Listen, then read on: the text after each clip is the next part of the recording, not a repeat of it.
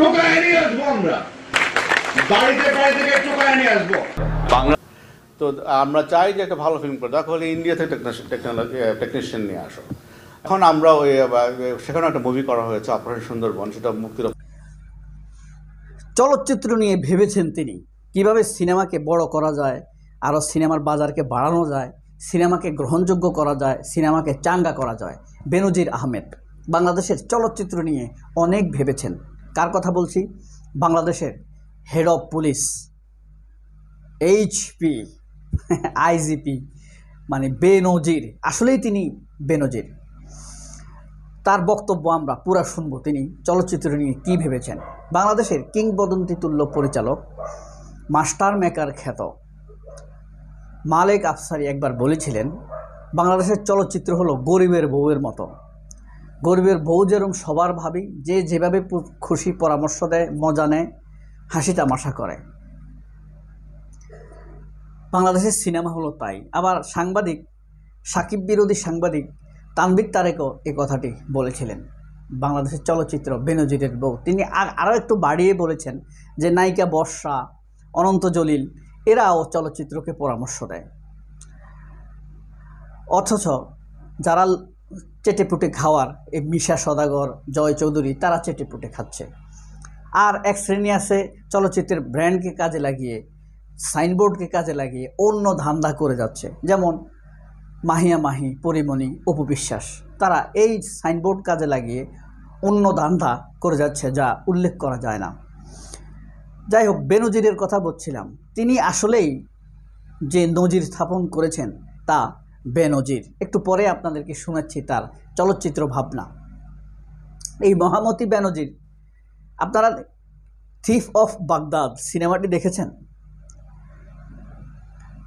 সেই thief of Baghdad একটি হয়েছে 1940 সালে থিফ অফ বাগদাদ, আরেকটি থিফ অফ বাগদাদ কাহিনী আছে প্রেসিডেন্ট সাদ্দামের সময়ে।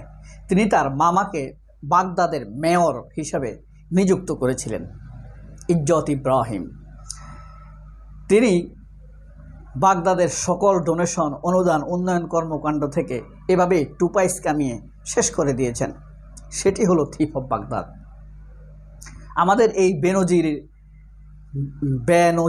বেনজির আহমেদের হাজার শত শত কোটি টাকার মালিকানা, শত শত বিঘা জমি এবং সংখ্যায় অসংখ্য ফ্ল্যাট ঢাকা শহর। তিনি যে নজির স্থাপন করেছেন তা সত্যি বেনজির। তাকে কি বলা যায়? Thief of Dhaka, thief of Bangladesh, thief of police, নাকি থিফ অফ জিজি? থিফ অফ জিজি মানে হলো থিফ অফ গোপালগঞ্জ, জিতে গোপাল, জিতে গঞ্জ, জিজি।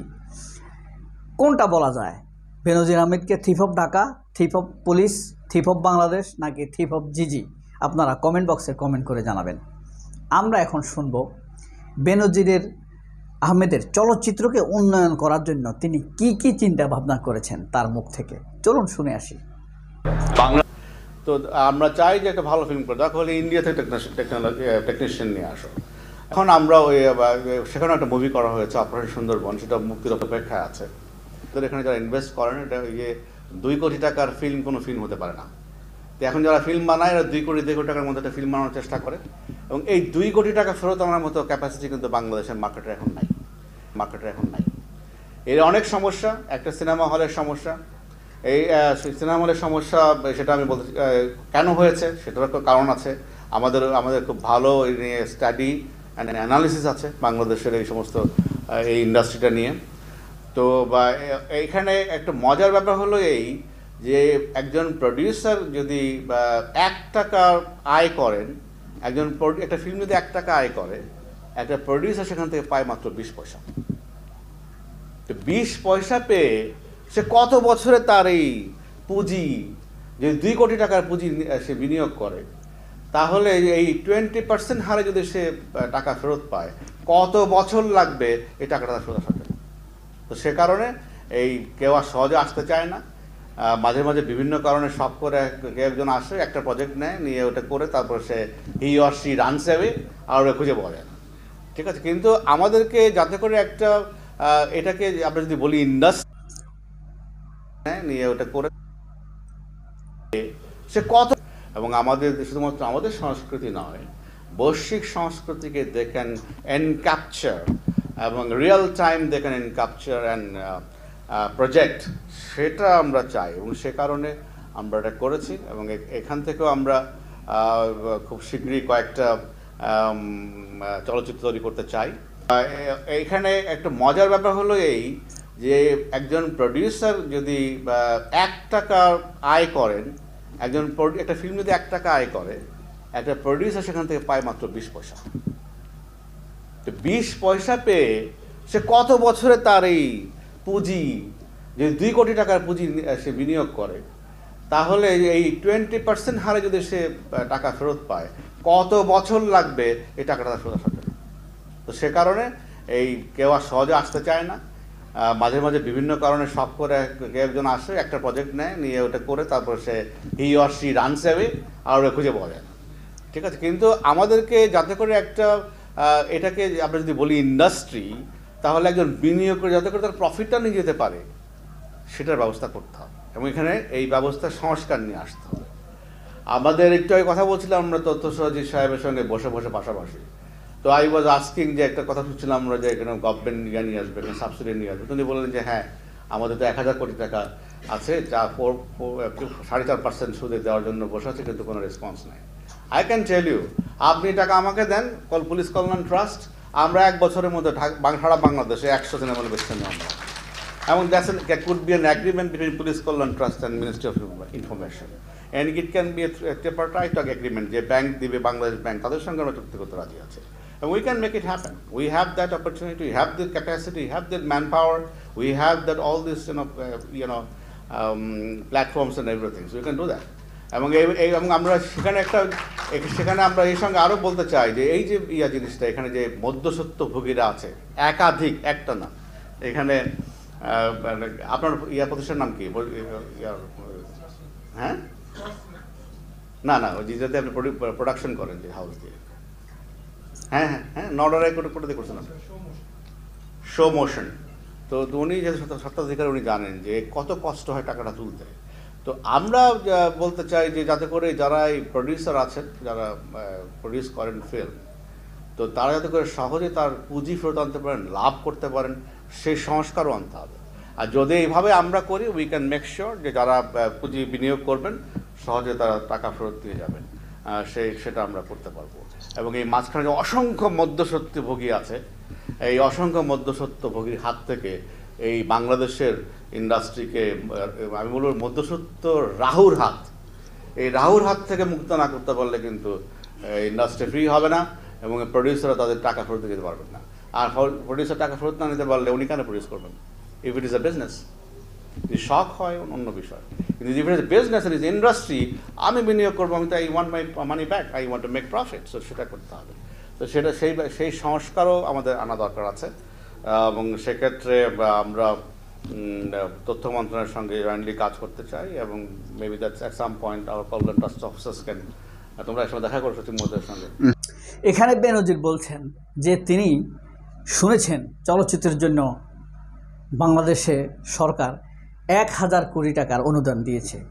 তিনি তার কয়েকটি সিনেমার মহরত বা অনুষ্ঠান করার জন্য তার প্রজেক্ট ঘোষণা করেন বাংলাদেশ পুলিশ কল্যাণ থেকে, পুনাক থেকে, পুলিশ নারী কল্যাণ, পুলিশ কল্যাণ ট্রাস্ট। তিনি তারা পুলিশ কিন্তু সেনাবাহিনীর মতো নিজেদেরকে চিন্তা করে কিছু প্রতিষ্ঠান করার চেষ্টা করে। যেমন সেনাবাহিনীর ট্রাস্ট ব্যাংক আছে, তারাও একটি ব্যাংক করেছে। সেনাবাহিনীর বিইউপি ইউনিভার্সিটি আছে, তারা একটি ইউনিভার্সিটি করেছে। তারপরে সেনাবাহিনীর হাসপাতাল আছে, তারাও হাসপাতাল করেছে। তাদেরকে অনুকরণ করে তারা অনেক প্রতিষ্ঠান করার চেষ্টা করছে।